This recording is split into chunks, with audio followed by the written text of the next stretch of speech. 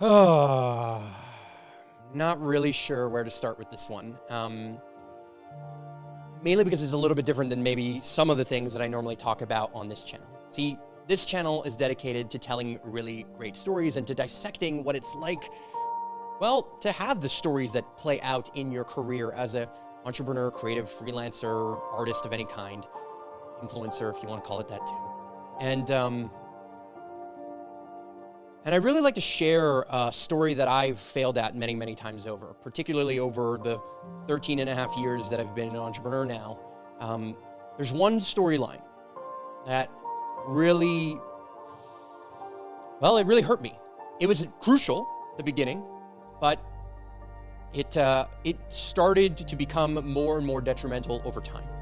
And that's the story that I was telling myself about being busy. Always being busy. Somehow doing more.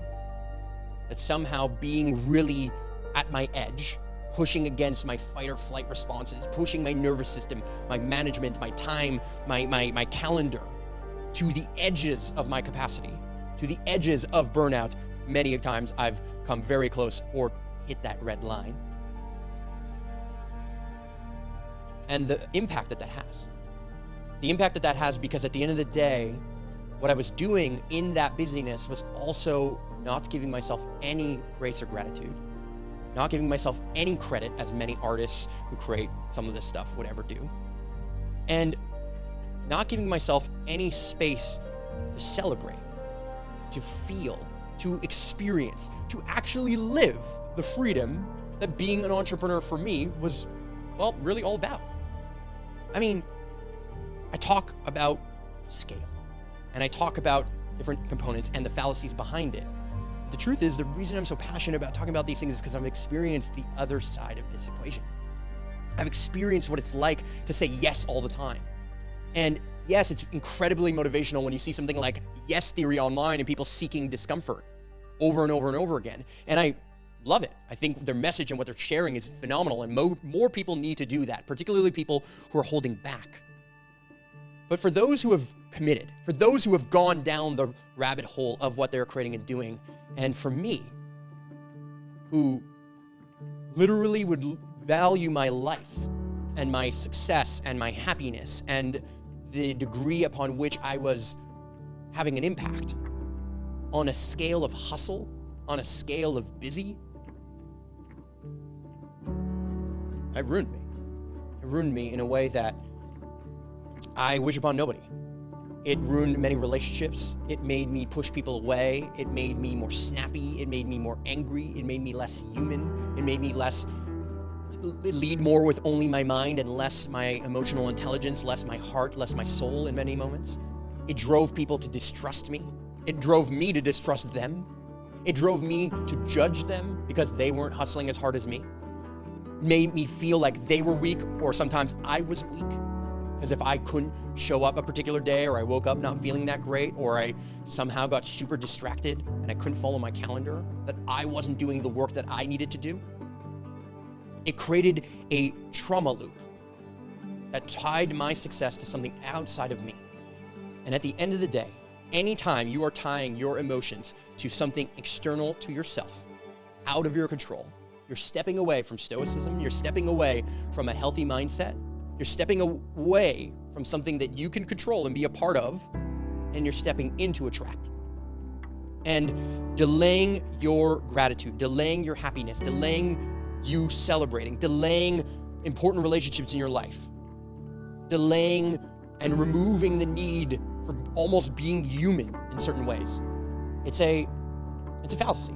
You're not building a strong core. You're not building a fundamental way where you actually are connected truly to the world around you and to the impact that other people around you have.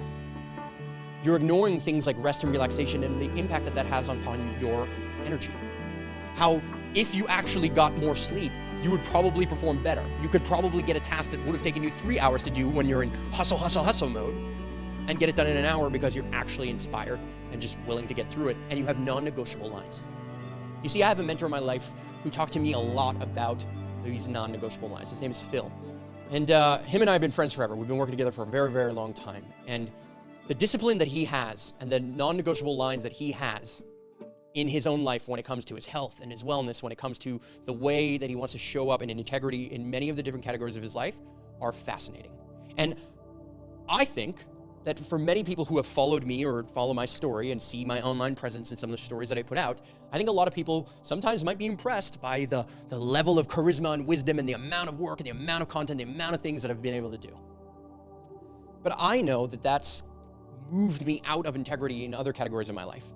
That when your number one priority, and probably number two and number three, was always your business, always the thing that you're working on, always around the next corner, there's always more to do, right? The bigger your to-do list, the more you cross off, the more you tend to add to it. It's not like the faster you answer emails, the less emails you're gonna have. It's just the faster they're gonna come back. And that sense of busy, that sense of constantly putting in time and valuing your life based on the number of hours you're putting in, well, that's the exact fallacy I wanted to get away from in the first place with entrepreneurship. I didn't want to trade my time for money. I didn't want to sit in traffic for 2 hours to go to a job to be there for a set period of time if I could have gotten the job done in minutes or whatever, but I had to get paid per hour. So why did I step into this? How did this happen? How did I realize more and more and more the fallacy of it? Well, I'll tell you, it didn't happen because of some big, powerful revelation, at least not at first. In fact, how I noticed this more so is where things would break down and fail, particularly in my romantic relationships, just because I wasn't prioritizing them. I wasn't fully showing up. I wasn't fully leaning in. And I was doing a lot. I was doing better than many in many cases. I think I'm definitely emotionally available in many ways, but not nearly as much as I can be when I remove busy and replace with intimacy. You see, the more I've slowed down, the more I've embodied the energy of, well, something like a cactus, something that takes forever to grow, something that moves slow but is incredibly powerful, something that can deal with the sways of large-scale droughts, but at the exact same time, with one deep watering, can survive for a whole period of time. Something that is that strong and resilient. How can I slow down? How can I change the way upon which I see success in my life? How can I delay my work, not my gratitude, not my excitement, not my happiness? And as I really started to look at those things and test it just a little bit, scale back on the work or create a cutoff line, this non-negotiable line that Phil always talks about, where I'm not working past a particular day, or I'm not going to do client calls on a Wednesday when it's creative day, like it is today. The more I held in my integrity of what I really wanted my life to be, why I had set out on this journey in the first place, the more I tapped into my heart rather than just the ego of my mind that's constantly chasing more and more and more and more and more, the more I found there, the more I had. See, abundance is not how much you can gather. It's not about being the squirrel that just freaks out and runs around all the time and just tries to harvest. In fact, what we see is that that's the cancer of our society. That's the cancer of capitalism in the first place. Did you see your kids grow up? Did you show up to the first day of school? Did you pick them up on a regular basis? Did you have a great conversation with your significant other? Were you there for the moments that you now miss? You see, I don't want to live a life of regret in any way, shape, or form. And I can't say that I regret the hustle mindset and the busy mindset that got me here. It got me to this very lesson in the first place. So I have nothing but gratitude for it all. But man, I wish I had quit that a while back. Man, I wish I had made that decision to celebrate and to have fun and to bring my energy to the table. My passion, my excitement, my enthusiasm to the table, not my tiredness, which I was definitely showing up as. I think you can gain so much more through the power of your no and the scarcity that creates and the opportunity cost that creates than your yes. And I've learned a lot through my yes. I've learned a lot of skills and taken on a lot of gigs and a lot of opportunities because I said yes to things I had no idea how to do and figured it out. And for that, I'm thankful. For that, I'm resilient. But I have learned a lot more, and I've created a lot more joy and happiness in my life, and I have reshifted what really matters to me when I really started to think, truly feel, keyword feel, a particular way. And when I showed up in the way I wanted to feel, what I realized is intimacy was my highest priority. And in fact, business wasn't even number 1, 2, or 3, that it actually had sunk down almost as a result of the way that I show up in other ways.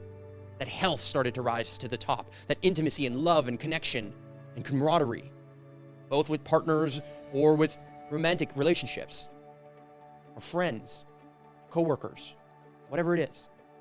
The more that I showed up intimately, well, the more that into me I see. That's what intimacy is.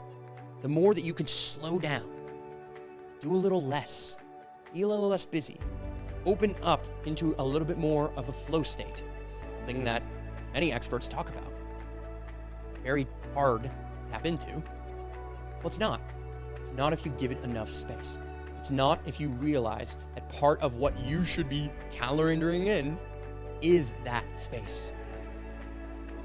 Your busyness is a fallacy. It is not a metric of success. Hustling doesn't get you anywhere other than poor adrenals and cutting corners. Yes, it's great in certain moments. Yes, there's times to sprint. Yes, there's times to pull an all-nighter. But if you can't discern when that time is, if you cannot see the difference between that and any other day, then you're down the rabbit hole that I went down. And it's not a pretty one. Grayer hairs, faster, broken down projects, ideas, half-baked things. It's a recipe for failure. It's a recipe for unhappiness. It's a recipe that doesn't need cooking. So for me, I want you to see that story. And maybe your story isn't busy. Maybe your story is something else. Maybe your story is not good enough. Maybe your story is that when or if I had done this, when I get there, if I complete that. They're all stories. So what are the stories and scripts that you're running in your own mind? How are you programming yourself to believe something that might not be true, but that you're too afraid to admit isn't true because your identity is wrapped in it? Your story is so anchored to this identity that you don't know what to be without it. I know that was true for me, and I know it's no longer true. And that's why I'm really enjoying it. That's why I'm making these videos. That's why I'm gonna have a good time. And honestly, it's probably the winning strategy. In fact, definitely the winning strategy. It's definitely the way that somebody like you, who's still watching this video, stays connected. Because you can hear and see truth. Don't always be busy. Take the time to smell the roses, and I promise you will notice things and opportunities you wouldn't have seen otherwise, and you will have an easier path, and it will all come to you in a very different way. An actual flow. I'll see you in the next video.